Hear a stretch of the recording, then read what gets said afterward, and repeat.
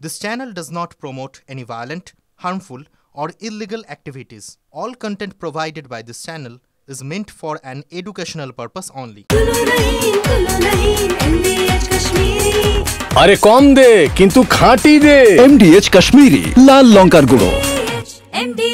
শুরু করবো আমরা বেঙ্গল ব্রেকিং আগুনের খবর দিয়ে। এই মুহূর্তে কলকাতায় একটা বিধ্বংসী অগ্নিকাণ্ডের ছবি আপনাদেরকে দেখাবো। সেই অগ্নিকাণ্ড অত্যন্ত ঐতিহ্যমণ্ডিত দেশ মেডিকেল কারখানাতে, বন্ডেল গেট রোডে যে কারখানার বহুদিন ধরে রয়েছে, এবং সেই কারখানাতে আজকে দুপুরবেলা থেকে এই অগ্নিকাণ্ডের ঘটনা ঘটে, যে আগুন নেভাতে কার্যত হিমশিম খেতে হয় দমকল কর্তৃপক্ষকে। আমি বলবো বিগ ওয়ালে প্রথম যদি সেই ছবিটা আমরা একটু দেখাতে পারি, ঠিক যেভাবে দুপুরে কালো ধোঁয়ায় থেকে গিয়েছিল কলকাতার এই অঞ্চলের আকাশ, বিশেষ করে ইএম বাইপাসের ধার থেকে যে কোনো দিকে তাকালেই কিন্তু এই কালো ধোঁয়া দেখা যাচ্ছিল, তার সঙ্গে একটু কাছে গেলেই দেখা যাচ্ছিল এই লেলিহান শিখা। মধুকল্পিতা, দুপুরে যখন এই আগুন লাগে তখন এক এক করে দমকলের ইঞ্জিনের সংখ্যা বাড়তে থাকে, 2 থেকে 3, 4, 5 হয়ে শেষ পর্যন্ত 11টি ইঞ্জিন দমকলের কাজ করে। এই মুহূর্তে এই অগ্নিকাণ্ডের কতটা নিয়ন্ত্রণে আনা সম্ভব হয়েছে আগুন আমরা জানতে চাইবো। সরাসরি চলে যাব আমাদের প্রতিনিধি সৌরভের কাছে। সৌরভ দত্ত আমার সঙ্গে রয়েছেন সরাসরি। সৌরভ, এই মুহূর্তের কি পরিস্থিতি, কতটা নিয়ন্ত্রণে আনা গেল আগুন? দেখো, এই মুহূর্তে যে ব্রেকিং খবর সেটা হচ্ছে আরও একজন কর্মী অসুস্থ হয়ে পড়েছেন এই আগুন নেভানোর কাজ করতে গিয়ে, এবং তাকে একটু আগেই কলকাতা পুলিশের যে অ্যাম্বুলেন্স রয়েছে সেই অ্যাম্বুলেন্সে করে তাকে নিকটবর্তী বেসরকারি হাসপাতালে নিয়ে যাওয়া হয়েছে। তার আগে আরও একজন দমকল কর্মী উঁচু জায়গা থেকে পড়ে চোট পান। আমরা যেটা দেখতে পাই, ক্যামেরায় যেটুকু বন্দি হয় সেখানে দেখি যে একজন অসুস্থ কর্মী রয়েছেন যিনি আগুন নেভানোর কাজ করছিলেন।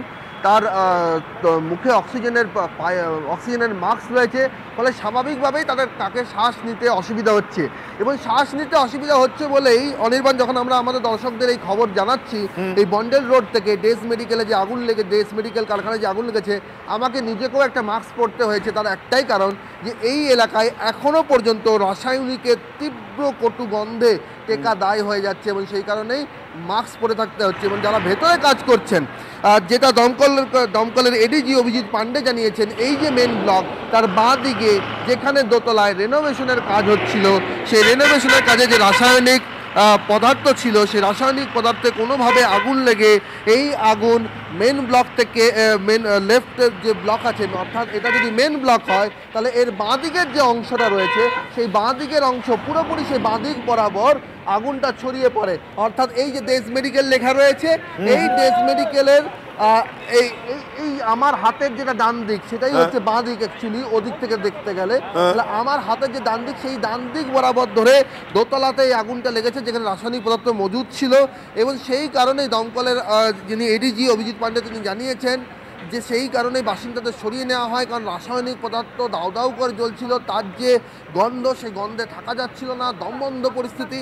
এবং এখন 3টে থেকে প্রায় 4 ঘন্টা হতে চললো, এখনও পর্যন্ত কিন্তু মুখের থেকে মাস্ক খোলা যাচ্ছে না। অনির্বাণ, একেবারে সৌরভ, তুমি আমাদের সঙ্গে থাকো। বন্ডেল রোডে এই এলাকাতে স্থানীয় মানুষের কাছে একেবারে পুরুষ ধরে যে কারখানার পরিচিতি, একসময় বাঙালির ঘরে ঘরে কেওকার্পিন তেল বললেই যে কারখানার ছবি ভেসে উঠতো। সেই দেশ মেডিকেলে আজকের এই অগ্নিকাণ্ডের পর স্থানীয়দের সঙ্গে আমরা কথা বলেছিলাম, তারা কি বলেছেন অগ্নিকাণ্ডের ঘটনা সম্পর্কে, আগুন লাগার পরের পরিস্থিতি সম্পর্কে একবার শুনে নেব।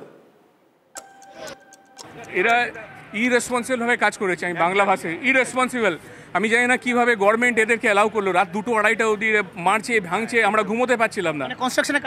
ওই রিপেয়ারিং কাজ রাত 2টোর সময় ঠুকছে, আমি নিজে ফোন করেছি, দাদা আমরা ঘুমোতে পারছি না। ঠিক আছে, ওরা তো পারমিশন পেয়েছে, ওরা বললো। এরা এই মুহূর্তে দেখতে পাচ্ছি আমরা দেবাশিস কুমার, স্থানীয় বিধায়ক, তিনি এলাকা পরিদর্শন করছেন। আমরা শুনে নেব কি ঘটছে ওখানে। সৌরভ, যদি একটু কাছাকাছি যাওয়া যায়, কি কথা হচ্ছে পুলিশের সঙ্গে বিধায়ক দেবাশিস কুমার? দেখো, বিধায়ক দেবাশিস কুমার ঘটনাস্থলে পৌঁছে পুলিশ আধিকারিকের যারা রয়েছেন তাদের সঙ্গে কথা বলে জানার চেষ্টা করছেন যে পরিস্থিতিটা কি। এখন সরাসরি কথা বলবো। বিধ্বংসী আগুন, দমকলের তরফে বলা হচ্ছে যে এখানে দোতলায় একটা সংস্কারের কাজ চলছিল, প্রচুর রাসায়নিক পদার্থ মজুদ ছিল, সেখান থেকে এই পরিস্থিতি। আপনি নিজে এখনো দাঁড়িয়ে আছেন, আমরা মাস্ক পরে কাজ করতে বাধ্য হচ্ছি, কেউ থাকতে পারছে না, কি বলবেন? না, আমি তো জানি না, ফরেন্সিক রিপোর্ট হবে, ফরেন্সিক রিপোর্টেই বোঝা যাবে কেন, কি কারণে, কজ অফ ফায়ার বোঝা যাবে। তবে যদি যেটা বলছি যদি সত্যি হয় তাহলে এটা আরও অনেক বেশি সাবধান হওয়া উচিত ছিল। তবে আমি এই মুহূর্তে যতক্ষণ না ফরেন্সিক রিপোর্ট আসছে, কজ অফ ফায়ার যতক্ষণ না জানা যাচ্ছে, ততক্ষণ এ নিয়ে মন্তব্য করাটা ঠিক হবে না। ক্ষয়ক্ষতির পরিমাণ এখনো, একটু আগে আরো একজনকে দেখা গেল অসুস্থ হয়ে তিনি হাসপাতাল নিয়ে যাওয়া হয়েছে, কিছু জানা যাচ্ছে? হ্যাঁ, আমরা শুনেছি এই ফায়ার ব্রিগেডের কোনো কর্মী অসুস্থ হয়েছেন, তাকে চিকিৎসা করা হচ্ছে। তাই ঘিঞ্জি এলাকা ব্রেক পেতে হয়েছে যথেষ্ট। দেখুন, ঘিঞ্জি এলাকা এখানে কলকাতা শহরটাই, এখানে যদি আপনি ভূমির সঙ্গে মানুষের অনুপাত, ম্যানল্যান্ড রেশিও দেখেন, এটা তো স্বাভাবিক। এখানে জমির ওপর তো চাপ আছে। বাঙালি প্রতিষ্ঠান দেশ মেডিকেল, ঐতিহ্যবাহী প্রতিষ্ঠান, কেউ কার্পিন ঘরে ঘরে নাম, সেখানে এরকম একটা অগ্নিকাণ্ড। না, অগ্নিকাণ্ড তো নাম আর অনাম দেখে হয় না, অগ্নিকাণ্ড একটা দুর্ঘটনা, সেটা সবসময় আমাদের মানে কাছে দুর্ঘটনা, এটা কখনোই কাম্য নয়। কিন্তু যে পরিস্থিতি হয়েছে তার মোকাবিলা করাই এখন প্রথম কাজ। এমনি ইলেকট্রিক জিনিসটা ইনস্টল করা হচ্ছিল, আরও বেশি পরিমাণে সজাগ থাকা কি দরকার ছিল না, কি মনে হয়? দেখুন, আমি আবার বলি, ফরেন্সিক রিপোর্ট না আসা পর্যন্ত এই নিয়ে আমার মনে হয় না, আমি তো এক্সপার্ট নই, এই নিয়ে আমার কোনো মন্তব্য করা ঠিক হবে না।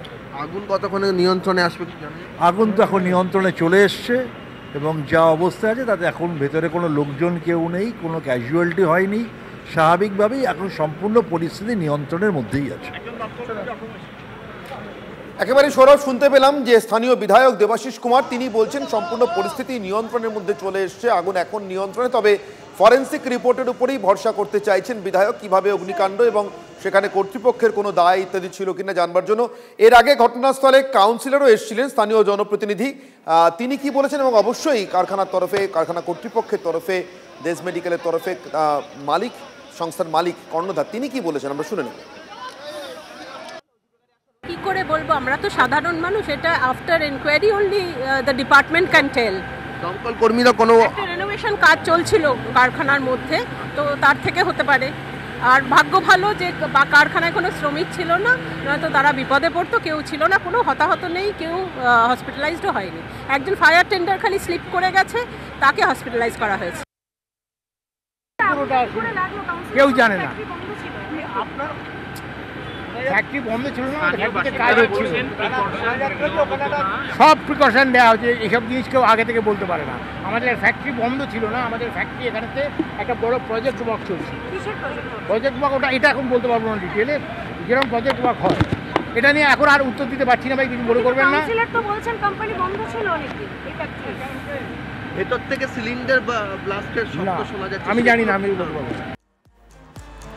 আর এই আগুন শুধুমাত্র কারখানায় লাগেনি, লেগেছে মনেও। কেন জানেন তো? উত্তর দমদম পুরসভার 13 নম্বর ওয়ার্ডে ঘটে গেছে ভয়ঙ্কর এক কাণ্ড। ঘরের মধ্যে জমা জলে ডুবে মৃত্যু হয়েছে একরত্তি শিশু। এর দায় কার? এলাকাবাসীর অভিযোগ, পাড়ায় নিকাশি ব্যবস্থা বেহাল বহু বছর ধরে। তৃণমূল কাউন্সিলরের সাফাই, বর্ষায় নিকাশির কাজ বন্ধ রয়েছে, কিন্তু এই টানাপোড়েনে এক মায়ের কোল খালি হয়ে গেল, তার দায়টা নেবে কে? দেখুন। পাড়ায় সমাধানের বোধনের দিনই মর্মান্তিক ঘটনা। উত্তর দমদমের দেবীনগরে যেন দেবীর বিসর্জন হয়ে গেল। ঘরের মধ্যে জমা জলে ডুবে মৃত্যু হলো 6 মাসের ঋষিকা ঘরইয়ের। প্রায় হাঁটু সমান জল, আর এই খাটেই শিশুটি ঘুমাচ্ছিলেন, এবং ঘুমের ঘোরে ঠিক এই জায়গায় পড়ে যায়। বাড়ির থেকে বেরোচ্ছি, কাজে যাব বেরোচ্ছি, তারপরে দেখি আমাদের বৌমা চিৎকার করছে, কি হয়েছে? তারপর কোলে তুলে নিয়েছে, দেখে যে নেই, কিছু নেই। এই যে বর্ষার জমা জলেই প্রাণ কেড়ে নিল তো আপনার নাতির। হ্যাঁ, জলে ভাসছে পাড়া, জলে ভাসছে সংসার। ফি বছর এটাই চেনা ছবি দেবীনগরে। জল দুর্ভোগের সঙ্গে যুদ্ধ করতে করতে এভাবে বাচ্চাটার প্রাণ চলে যাবে, এ কল্পনাতীত। জল না থাকলে তো ঘটতো না, আজকে মার কোল জড়িয়ে থাকতো দীর্ঘদিন ধরে, মানে যখনই বৃষ্টি আমরা জলে একটু বাস করি, কি করবো, কিছু করার তো নেই। কিন্তু এই ঘটনাটা তো শুধু এই বছরের না, এই ঘটনাটা তো বহু বছরের। মানুষ যদি চাইতো অনেক আগেই এই ঘটনাটাকে সমাধান করতে পারতো, এই জিনিসটাকে সমাধান করতে পারতো। এই হচ্ছে উত্তর দমদম পৌরসভার 13 নম্বর ওয়ার্ড দেবীনগর, এবং দেবীনগরে যে রাস্তার যে নিকাশি নালার যে জল, সেই জল কিন্তু ঘরের মধ্যে ঢুকে পড়েছে। পুরসভাকে ট্যাক্স দিয়ে আমরা, পুরসভা কর আদায় করে, তাহলে জল নিকাশি ব্যবস্থার দায়িত্ব কার? পুর প্রশাসনের। স্বাভাবিক একটা বৃষ্টি, সেই বৃষ্টির কারণে জলটা জমেছে, হাইড্রেন হবে। তা সেই হাইড্রেনটা হওয়ার জন্য সব রেডি হয়ে গেল, কন্ট্রাক্টর এসেছিলেন, কিন্তু সেই কাজটা বৃষ্টির জন্য এখনো অবধি ধরতে পারেনি। আশা করি ওই কাজটা হলে কানেক্টিং ড্রেন যদি কিছু করা ওর সাথে সাথে হয়, জলের সমস্যাটা আমার ওয়ার্ড থেকে কমবে। এই তো প্রথম নয়, বৃষ্টির জমা জলে বিপদ আগেও হয়েছে। 2021 সেপ্টেম্বরে দক্ষিণ দমদমের বান্ধবনগরে বৃষ্টির জমা জলে রাস্তা পেরোনোর সময় বিদ্যুৎস্পৃষ্ট হয়ে মৃত্যু হয় 2 কিশোরীর।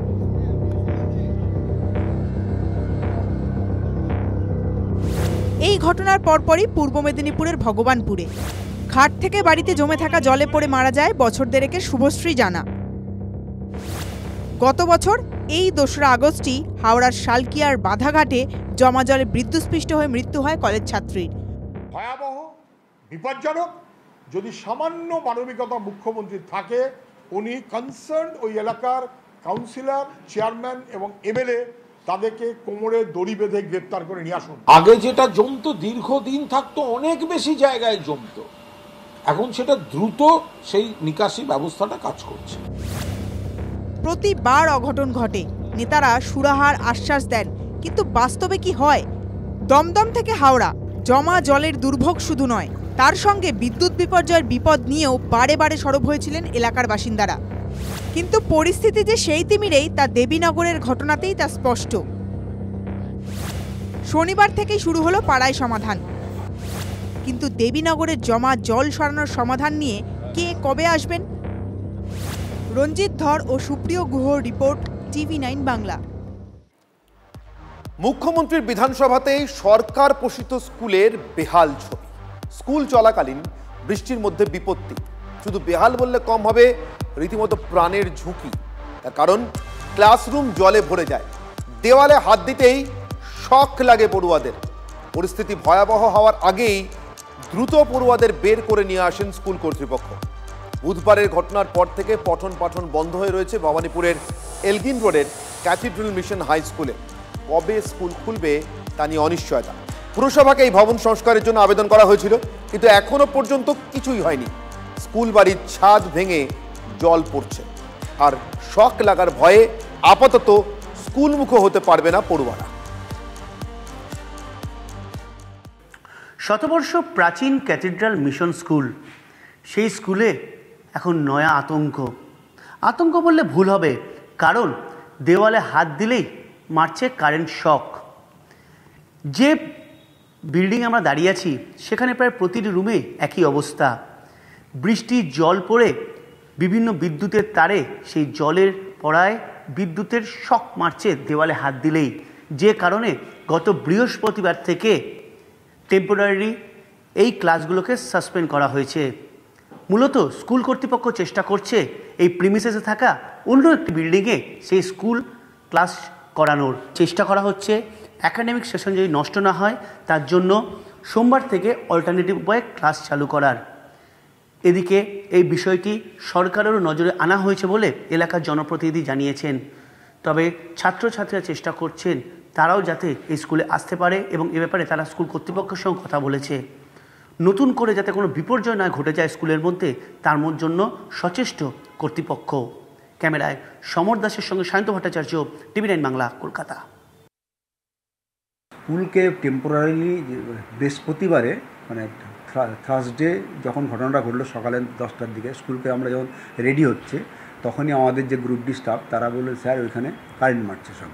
তো এবার সঙ্গে সঙ্গে আমরা ইলেকট্রিক CSC-কে খবর দিই, খবর দেওয়ার সঙ্গে সঙ্গে তারা আসে তারা সব ডিসকানেক্ট করে দেয়।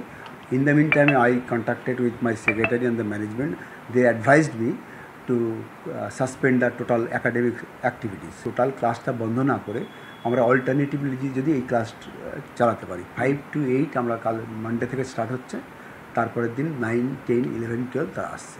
এইভাবে অল্টারনেটিভলি আমরা ক্লাসটা স্টার্ট করছি। অলরেডি এখানে ওদের LBS দিয়ে ওরা প্ল্যানও করেছে, কিন্তু এদের কিছু টেকনিক্যাল কারণের জন্য জিনিসটা আটকে আছে। আমি প্রিন্সিপালকে বলেছি যে রোববারে বা সোমবার নাগাদ তারা আসবেন, বসবেন আমার ওখানে, কমিশনারকে সঙ্গে নিয়ে আমরা এই ব্যাপারটা বসে কত দ্রুত সম্ভব, কারণ একটা স্কুলেদের শিক্ষার ব্যাপার আছে, সেই জায়গা থেকে যত তাড়াতাড়ি সম্ভব এই জিনিসটাকে জটটা খুলিয়ে দেওয়া হবে। এই বুলি কতক্ষণ রাখতে পারবেন আমি জানি না, এরপর হঠাৎ বলবেন সব ধোঁয়া ধোঁয়া ধোঁয়া। আর এটা তো শুধু একটা স্কুলের নয় রে বাবা, সারা বাংলার সমস্ত স্কুল। উনি একটু চোখটা খুলে বড় করে মেলে দেখুন, দেখতে পাবেন। দেখলেন এটা যেখানকার ছবি, যে এলাকার ছবি, সেই এলাকাতেই আজকে দীঘার জগন্নাথ মন্দিরের প্রসাদ বিলির মতোই আমাদের পাড়া আমাদের সমাধান কর্মসূচিও হয়েছে। সেই কর্মসূচিতে কে গিয়েছেন? এই একটু আগে যাকে আপনারা দেখলেন, 70 নম্বর ওয়ার্ডের কাউন্সিলর অসীম বসু। ওই একই কাউন্সিলর এখানেও রয়েছেন, এখানেও তিনি বিলি করবার জন্য হাজির। আর কয়েকদিন আগে জগন্নাথ মন্দিরের প্রসাদ বিলি করেছেন, আজ পরিষেবা বিলি করতে গিয়েছেন সরকারের প্রকল্প অনুযায়ী। মুখ্যমন্ত্রীর বিধানসভার অন্তর্গত এই ওয়ার্ডের অবাঙালি ভোট কি চাপে রাখছে তৃণমূলকে, নাকি ভোট ব্যাংক ঝুলিতে চায় রাজ্যের শাসক দল যে বারবার প্রসাদ বিলি হোক অথবা আমাদের পাড়া আমাদের সমাধান? কাউন্সিলর সবার আগে ছুটে আসছেন ঠিক এই এলাকায়। যতটা কাউন্সিলরের ধ্যান জ্ঞান এই এলাকা পাচ্ছে, তার কিয়দংশ যদি কাউন্সিলর, সরকার, পুরসভা মিলিয়ে ওই স্কুলটা পেত, যে স্কুলটার ছবি দেখালাম আপনাদেরকে, মুখ্যমন্ত্রীর বিধানসভার অন্তর্গত, একই কাউন্সিলরের একই ওয়ার্ডের অন্তর্গত। আজকে তো ছেলে মেয়েগুলো শক লাগার ভয়ে বাড়িতে বসে না থেকে স্কুল করতে পারত। এই শক কি আদৌ ছোঁয়ে যারা সমাধান দিতে আসছেন তাদেরকে? বিরোধীরা বলছে 26-এর ভোটের আগে এটা হচ্ছে নাকি তৃণমূলের প্রচার, এই আমাদের পাড়া আমাদের সমাধান। ওরা জানে যে হেরে যাবে, তো হারনে वाले को हारने का बहाना चाहिए। ওই সবের সাথে আমাদের কাজ আমরা করে যাব। আমরা চলি সমুখ পানে, কে আমাদের রুখবে? রইল যারা পিছুর টানে, কাঁদবে তারা কাঁদবে। ওরা যত এরকম ভাববে তত বেশি করে করব। মানুষের কাছে পৌঁছচ্ছি তো, অন্যায় করছি না, পাগলা মতো করছি না। মানুষের জন্য কাজ করব এবং তার জন্য যদি কিছু শুনতে হয় কোনো অসুবিধে নেই। যত পারবে বলুক, তত এরা মানুষের থেকে বিচ্ছিন্ন হয়ে পড়বে। 70 নম্বর ওয়ার্ড থেকে তত বেশি ওরা বিচ্ছিন্ন হয়ে পড়বে। যদি এমবিএচ কিচেন কিং কিচেনে থাকি তো আমরা যা ইচ্ছে তৈরি করতে পারি। বেগুনের ভর্তা, আলু কপি, ভিন্ডি মশলা, আরো অনেক কিছু। MBH